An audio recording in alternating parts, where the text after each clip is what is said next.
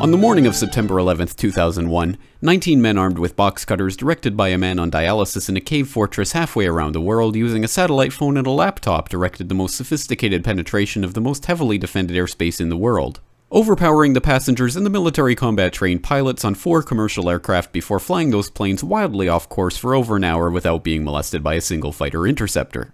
These 19 hijackers, devout religious fundamentalists who like to drink alcohol, snort cocaine, and live with pink-haired strippers, managed to knock down 3 buildings with 2 planes in New York, while in Washington, a pilot who couldn't handle a single-engine Cessna was able to fly a 757 in an 8,000-foot descending 270-degree corkscrew turn to come exactly level with the ground, hitting the Pentagon in the budget analyst office where DoD staffers were working on the mystery of the $2.3 trillion that Defense Secretary Donald Rumsfeld had announced missing from the Pentagon's coffers in a press conference the day before, on September 10th, 2001. Luckily, the news anchors knew who did it within minutes. Osama bin Laden. The pundits knew within hours. Osama bin Laden. The administration knew within the day. Terrorists who committed these acts and those who harbor them. And the evidence literally fell into the FBI's lap. That a hijacker's passport was found blocks from the World Trade Center crash site, if you can believe that. But for some reason, a bunch of crazy conspiracy theorists demanded an investigation into the greatest attack on American soil in history. That investigation was delayed, underfunded, set up to fail, a conflict of interest, and a cover-up from start to finish. It was based on testimony extracted through torture, the records of which were destroyed. It failed to mention the existence of WTC-7, Able Danger, P-TECH, Sibel Edmonds, OBL and the CIA, and the drills of hijacked aircraft being flown into buildings that were being simulated at the precise same time that those events were actually happening.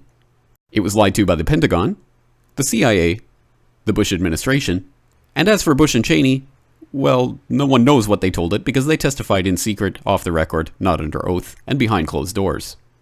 It didn't bother to look at who funded the attacks because that question is ultimately of little practical significance. Still, the 9/11 Commission did brilliantly answering all of the questions the public had, except most of the victims' family members' questions, and pinned blame on all the people responsible, although no one so much as lost their job, determining the attacks were failure of imagination. Because Nobody in our government, at least, and I don't think the prior government that could envision flying airplanes into buildings. Except the Pentagon, FEMA, NORAD, and the NRO.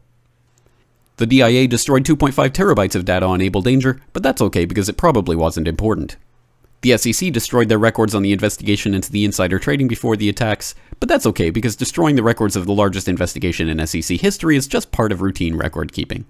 NIST has classified the data that they used for their model of WTC-7's collapse, but that's okay because knowing how they made their model of the collapse would jeopardize public safety.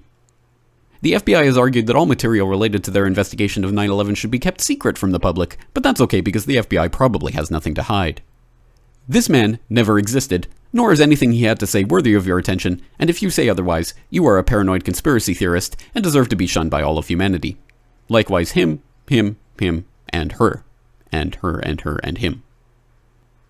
Osama bin Laden lived in a cave fortress in the hills of Afghanistan, but somehow got away. Then he was hiding out in Tora Bora, but somehow got away.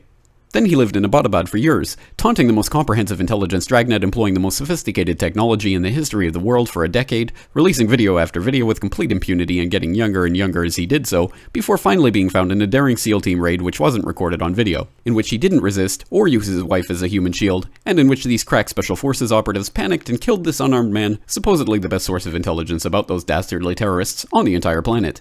Then they dumped his body in the ocean before telling anyone about it. Then a couple dozen of that team's members died in a helicopter crash in Afghanistan. This is the story of 9/11, brought to you by the media which told you the hard truths about his head could be seen to move violently forward. And they took the babies out of the incubators. And mobile production facilities. And the rescue of Jessica Lynch. If you have any questions about this story, you are a batshit paranoid tinfoil dog-abusing baby hater and will be reviled by everyone. If you love your country and or freedom, happiness, rainbows, rock and roll, puppy dogs, apple pie, and your grandma, you will never ever express doubts about any part of this story to anyone. Ever. This has been a public service announcement by the Friends of the FBI, CIA, NSA, DIA, SEC, MSM, White House, NIST, and the 9/11 Commission. Because ignorance is strength.